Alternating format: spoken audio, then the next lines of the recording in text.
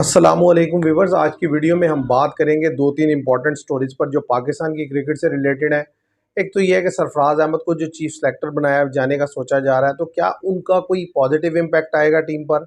और इसके साथ साथ जो बोर्ड ने कहा है कि पाकिस्तान के जितने भी लड़के हैं, चाहे वो प्रीमियर हैं या वो नए हैं, सारों को जो है वो डोमेस्टिक क्रिकेट खेलनी होगी, चाहे वो बाबर आजम है, रिजवान है, शहीन शाह अफरीदी हैं। तो इसका क्या इम्पैक्ट रहने वाला है और पाकिस्तान की क्रिकेट का वे फॉरवर्ड क्या हो सकता है, स्पेशली T20 में, क्योंकि 3-4 मंथ्स के बाद आप देखेंगे कि वर्ल्ड कप की डिस्कशन हो रही होगी, वर्ल्ड कप 2026 की। तो चले शुरू करते हैं आज की वीडियो। अगर सबसे पहले बात करें, जो चीफ सेलेक्टर बनाए जाने की बात हो रही है सरफराज अहमद को, मैं समझता हूँ कि ये जो डिसीजन है ये मुझे थोड़ा सा कॉन्ट्रोवर्शियल लगता है। उसकी वजह ये है कि जिस तरीके का जो सिनेरियो रहा जब तक वो टीम में खेल रहे थे सरफराज अहमद, और उनके साथ जो हुआ, मतलब जब लास्ट टाइम में वो थे, अब फिर उन्हीं लड़कों के साथ वो, यानी कि वो एज अ चीफ सेलेक्टर अगर डील करेंगे, तो मुझे नहीं लगता उससे कोई पॉजिटिव जो है वाइब आएगी या कोई बेहतरी आने के चांसेस होंगे। मुझे लगता है इसका नुकसान होगा, फ़ायदा कुछ नहीं होगा। ये मेरा पर्सनल ओपिनियन है। अच्छा, इसके साथ साथ अगर हम बात करें कि जो बोर्ड ने कहा है कि सब लड़कों को डोमेस्टिक क्रिकेट खेलनी होगी, तो मैं समझता हूँ जब भी पाकिस्तान कोई बड़ा टूर्नामेंट हारता है या कोई बड़ी डिफीट होती है, तो हमें फ़ौरन से जो है वो हम जाग जाते हैं और कहते हैं कि जी लड़कों को डोमेस्टिक क्रिकेट खेलनी चाहिए। हम ज़ोर देना शुरू कर देते हैं क्योंकि डिस्कशन इतनी ज़्यादा होती है और सब लोग कहते हैं कि जी हमारी टीम पीछे इसलिए है कि हमारे लड़के जो है वो डोमेस्टिक सर्किट को इतना जो है रिस्पेक्ट नहीं देते, तो फिर फौरी तौर पर एक्शन लिए जाते हैं, लड़कों को फोर्स किया जाता है। लेकिन कंसिस्टेंट बेसिस पर इस चीज़ को कैरी ऑन नहीं किया जाता, जिसकी वजह से आज भी हमारी टीम जो है पीछे है। आप देखें कि पूरे एशिया कप में जो हमारे लड़के खेले, सिर्फ एक साहिबजादा फरहान है जिसको आप कह सकते हैं कि प्रॉपर डोमेस्टिक खेल कर आया है। अदरवाइज कोई भी लड़का नहीं था, और उसकी परफॉर्मेंस भी आप देख लें। मैं तो ये सुनकर हैरान हुआ कि मोहम्मद रिजवान और बाबर आजम 2019 के बाद आज जाएंगे डोमेस्टिक क्रिकेट खेलने के लिए। चाहे जितना मर्जी बर्डन है इंटरनेशनल क्रिकेट का, सब चीज़ें होने के बावजूद आपको डोमेस्टिक क्रिकेट में जाना चाहिए, और दुनिया भर के जो जितने ग्रेट प्लेयर हैं सारे जाते हैं। क्योंकि अगर आप नहीं जाएंगे तो ज़ाहिर है आपकी क्रिकेट ऊपर नहीं जाएगी। और यही पाकिस्तान की क्रिकेट के लिए वे फॉरवर्ड भी है कि देखें, अपनी डोमेस्टिक क्रिकेट को बेहतर करें, पिचेस को बेहतर करें, सहूलियात को बेहतर करें, अच्छा कंपटीशन क्रिएट करें।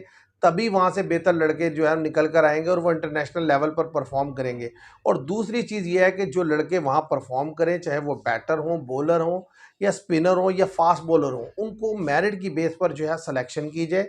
और ये जो 2-2 4-4 मैच में रन्स करते हैं लड़के और इनको लाकर इंटरनेशनल खिला दिया जाता है, ये मैं समझता हूँ उन लड़कों के साथ इनजस्टिस है जो कि पिछले इतने लंबे अरसे से सर्व कर रहे होते हैं। इसकी वजह से भी पाकिस्तान की क्रिकेट जो है वो डाउनफॉल का शिकार है। तो ये एरियाज़ हैं जिन पर मैं समझता हूँ काम करने की ज़रूरत है। और साथ ही साथ इस चीज़ को भी देखना है कि आप हमेशा ऐसा कैप्टन क्यों पिक करते हैं जो कि टीम में जिसकी अपनी जगह नहीं बन रही होती। आप देखें, शान मसूद को आपने टेस्ट का कप्तान बनाया हुआ है, उनकी टेस्ट में जगह नहीं बनती।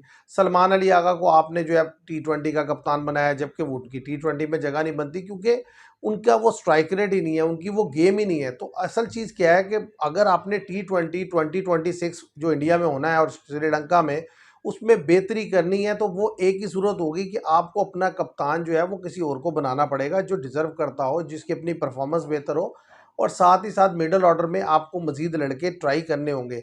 अब वो चाहे आप बाबर आजम और रिजवान को वापस लाएं, लेकिन अगर वो ये दोनों वापस आते हैं तो इनके ऊपर भी ये रिस्पॉन्सिबिलिटी आती है कि वो सिचुएशन टू सिचुएशन खेलें, ना कि अपने पर्सनल रन्स के लिए खेलें। क्योंकि ख़राबी क्या होती है कि जब आप मैच के सिचुएशन के लिहाज से नहीं खेलते, बल्कि जो है अपने रन्स बनाने के लिए खेलते हैं और विकेट पे खड़े रहते हैं, तब ज़्यादा क्रिटिसिज्म आता है। अब वो चाहे जूनियर लड़का हो या सीनियर लड़का हो, गेम आप खेलेंगे जब भी क्रीज पर मौजूद होंगे तो आप इसलिए खेलेंगे कि हमने मैच जीतना है, ना कि अपने पर्सनल इंडिविजुअल रिकॉर्ड्स के लिए।